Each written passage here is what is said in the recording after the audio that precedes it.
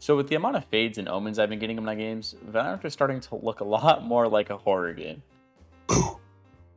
And in case you live under a rock, Fade is Riot's newest agent added to the game. She's a lot like Sova, but the frustrating part about her is that she isn't as easy to use. People are just picking her up with no idea how to use her, and they're throwing my games, which in of itself is pretty scary. So this week, I thought it'd be a good idea to show you guys what the difference is between an average Fade and a Radiant one. So let's get started. Now, when I first saw her abilities in action, I knew that she was going to need lineups, and what better person to find those than Average Jonas. If you have some sick lineups for Fade's Haunt, she can really catch people off guard and make some nasty plays. Just check out this clip from one of his newest videos. Begin. I'll find you. I can ult him. Ulting. All here.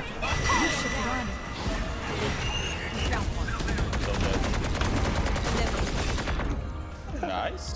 The way that Fade's Haunt works is that anything in its radius and below gets tagged, and it's almost impossible to dodge as it doesn't pulse like Sova's arrow, but it's easier to shoot. Average Jonas takes advantage of this by throwing her Haunt on top of a ledge looking down into A main. It tags almost the entire team. Knowing the enemy team is about to run it down, he uses Fade's ult, making them basically one shot. He gets 2 kills through spraying and even gets his Brimstone a kill from all the confusion her ult causes. Fade's abilities combo really well with herself and her teammates, but can set some people up for some gross plays, like this. The biggest problem that I see with newer Fade mains though, is that they don't know how to effectively follow up off their utility. In this viewer's VOD, notice how they're not fighting with their utility. It's not even that they're not fighting with it, it's the fact that no one's following up off it either. As I said, Fade's abilities go hand in hand, especially on pistol round. Her Prowler has 100 HP, that's insane. Anybody who's tagged by her Haunt, it'll lock onto them and follow them for 12 seconds. No matter what, it'll even go through Bind's teleporter. Here, have a listen to what I told our viewer in their VOD review.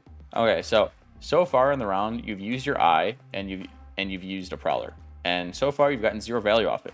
Yeah, you tagged the Sova in Garage, but you or your teammates really didn't do anything off of it. Your duelist didn't follow up off it. You didn't initiate anything for anybody, even though you're an initiator. And the special thing about Fade is that her Haunt works really well with the rest of her kit. If she tags somebody with her Haunt, you send a Prowler after them, this thing has 100 health. And you could straight up just run at the guy while the Prowler's just chasing them. And it screams at them and it makes them nearsighted and you just win. You just win the gunfight outright. By the way, if you want to see the entirety of this VOD review, be sure to check out our website. We also have a full-blown rating produced Fade course up on the website. It goes over her utility, in-game scenarios, and a bunch more. So if you want to get a jump start on maining this agent, head on over to SkillCapped.com.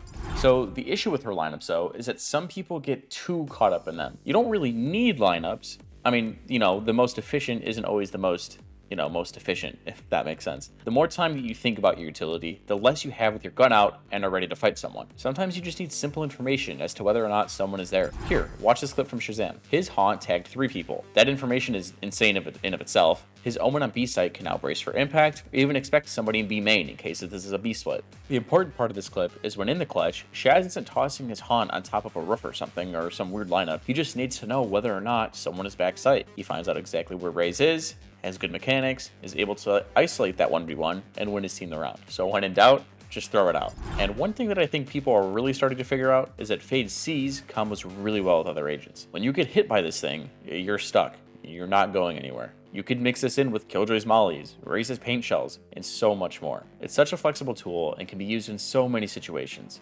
Here, have a listen to what I told our Fade.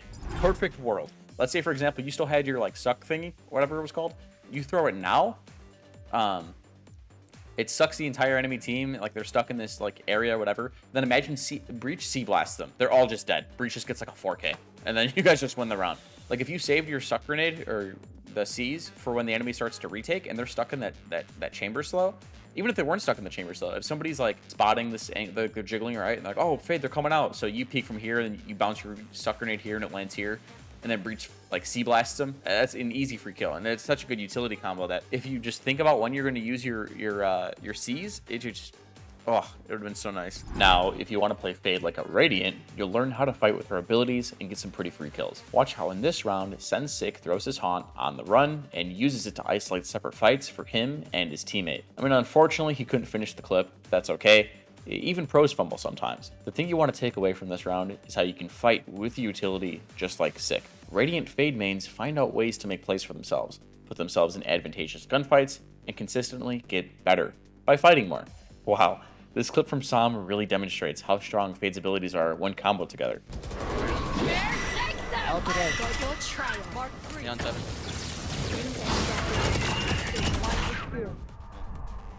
Fucking lawyer. I can hit.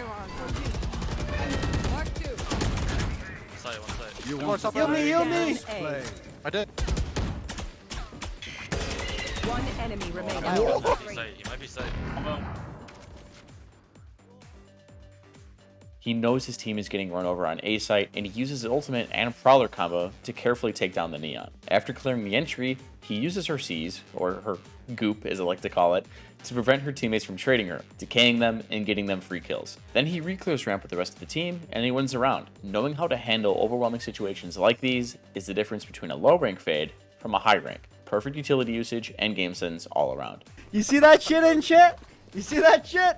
Now, quickly, let me show you how not to use her ultimate. So our Fades team has decided to split C site, which isn't a bad strategy in this meta. You could, usually run it down pretty well. But the issue is that she tells no one she's ripping her ultimate, so no one's able to follow up off it, even with her Prowlers. She initially uses her Haunt, which doesn't get a whole lot of value, and then by not communicating her ultimate, Omen smokes Garage Link and denies any value that Fade would have gotten. Had she just talked, this round would have been an easy win. Just listen to what I had to say. Shader, you need to be calling out your utility. You need to be calling out like what you're doing, what you're using, because your Omen smoking Garage and your teammates like fighting Garage, but like not really. But then you're ulting Garage. Nobody really knows what you're doing right now. Nobody knows what anyone's doing.